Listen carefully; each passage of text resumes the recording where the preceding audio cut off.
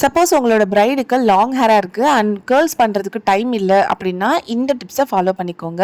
First front ஸ்டைலிங்க்கு தேவையான முடியை separate பண்ணி எடுத்துட்டு அதுக்கப்புறம் பேக் சைடில் இருக்கிற ஹேரை 2 பார்ட்டிஷனாக பிரித்து கீழே இருக்கிற பார்ட்டிஷன் நல்லா டைட்டாக வந்து ஒரு பின்னல் போட்டுக்கோங்க.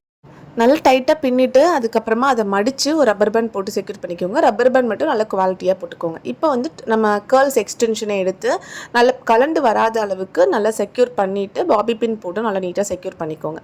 இப்போ அடுத்த செக்ஷனையும் எடுத்து லைட்டாக பேக்கும் பண்ணிக்கலாம் அந்த எக்ஸ்டென்ஷன் வைக்கிறதுக்காக. இப்போ இந்த செக்ஷனையும் நல்லா டைட்டாக பின்னிட்டு மடித்து விட்டு ரப்பர் பேண்ட் போட்டு செக்யூர் பண்ணிக்கோங்க.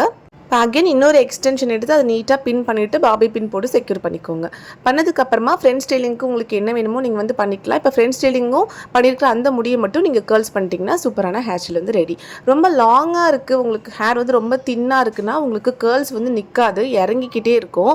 எவ்வளோ டைட் கேர்ள்ஸ் பண்ணாலும் இறங்கும். ஸோ அந்த மாதிரி இருக்கிறவங்களுக்கு நீங்கள் இந்த மெத்தட் ஃபாலோ பண்ணிங்கன்னா டைமும் சேவ் ஆகும்.